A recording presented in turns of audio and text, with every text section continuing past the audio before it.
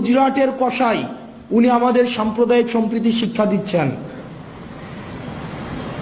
ভারতে বসে আমরা আপনাদের কাছে একটা জিনিস জানতে চাই, যে 626 জন ক্যান্টনমেন্টে বন্দী ছিল, তাদেরকে কিভাবে ভারতে পালিয়ে যেতে সহায়তা করা হয়েছে এবং তাদের পিছনে কারা রয়েছে আপনারা নিজেরাই দেখেন। আমরা এই বিষয়গুলো জানি। এই বিষয়গুলো 5ই আগস্ট পূর্ববর্তী পুরো সময়টা আমরা এই ঘটনার একদম সাথে আমাদের সরাসরি সম্পৃক্ততা ছিল।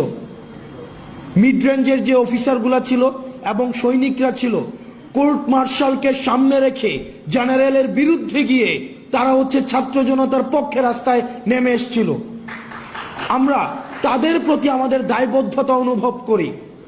ইউনিফর্ম পরা যে অফিসাররা রয়েছে, যে সৈনিকরা রয়েছে, আমরা আপনাদের প্রতি দায়বদ্ধতা অনুভব করি।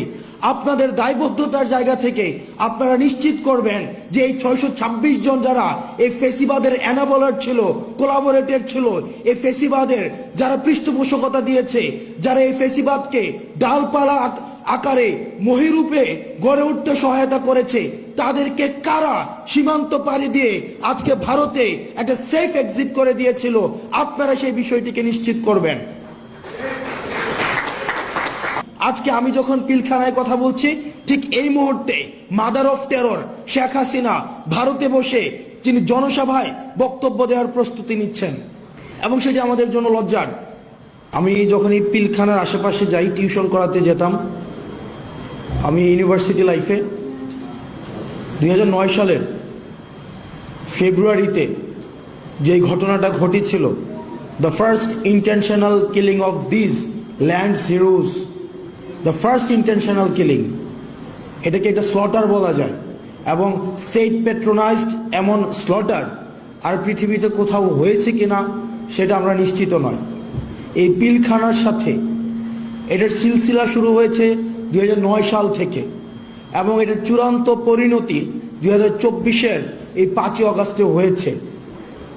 দুঃখজনক, এতদিন পরে এসেও আমরা পিলখানা, এই যে হত্যাকাণ্ডটা হয়েছে, সেটাকে ইউফেমিস্টিকভাবে এটাকে কি বলা হয়েছিল, বিডিআর বিদ্রোহ। পিলখানা একটা হত্যাকাণ্ড, স্টেট প্যাট্রোনাইজ করে একটা ইন্টেনশনালি একটা হত্যাকাণ্ড ঘটিয়েছে, এবং সেটাকে দেখানো হয়েছে যে এটা নাকি একটা বিদ্রোহ।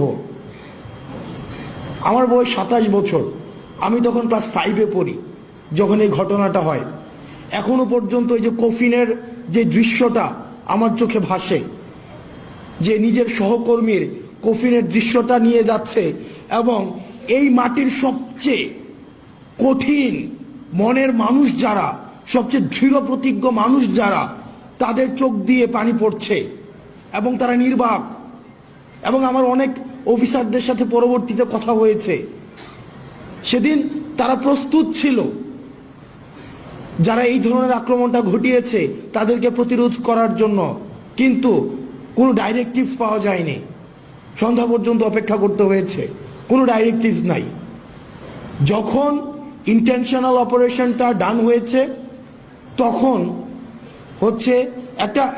তখন থেকে আমার মনে হয়েছে যে আমার ব্যক্তিগত পর্যালোচনা, এই একটা ফোর্সকে ইন্টেনশনালি ক্রিপেল করে ফেলা হয়েছে, একটা গণ্ডির মধ্যে নিয়ে আসা হয়েছে।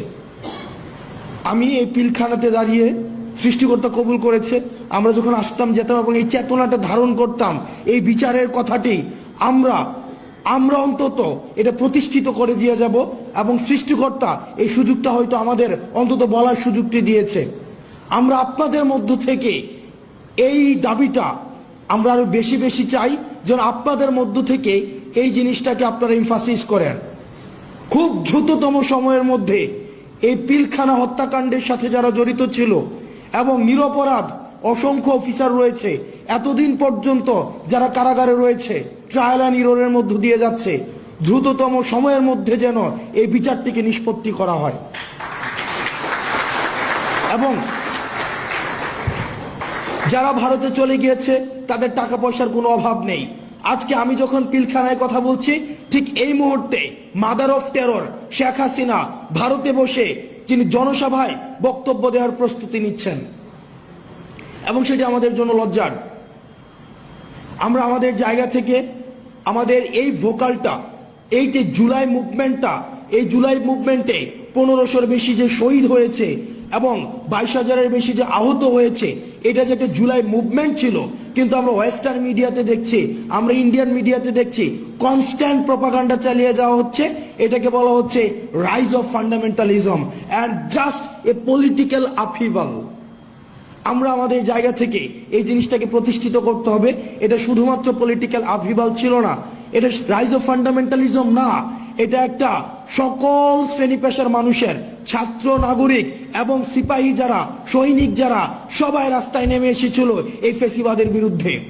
এবং এটা ফেসিবাদের পৃথিবীর যে কোনো প্রান্তে, এটা একদম পূর্ব থেকে পশ্চিম, উত্তর থেকে দক্ষিণ, যেখানেই ফেসিবাদ আবার মাথা চাড়া দিয়ে উঠতে চাইবে, এই শেখ হাসিনার পতন এটি হবে একটি টেক্সট বুক এক্সাম্পল। যেখানেই ফেসিবাদ মাথাচাড়া দিয়ে উঠতে চাইবে, এই শেখ হাসিনার পতনটা হবে এটা একটা টেক্সট বুক এক্সাম্পল। যে ছাত্র নাগরিক, যেমন সিরিয়াতে 53 বছর পরে আসাদের পতন ঘটেছে, আমাদের দেশে 16 বছরের পরে আসাদের পতন ঘটেছে, আমাদের আসাদ নামক যে ফিমেল ক্যারেক্টার হাসিনার পতন ঘটেছে। আমরা পরবর্তী 24 পরবর্তী যদি বাংলাদেশটা গড়তে চাই, সেটা আমাদের একসাথে গড়তে হবে। সেই জায়গায় আমরা দেখেছি যে সাম্প্রদায়িক উস্কানি বিভিন্ন সময় দেওয়া হচ্ছে, সেই জায়গাতে আমাদের বিজেপির সেখানে তাৎপর্যপূর্ণ ভূমিকা আমরা দেখতে পাচ্ছি।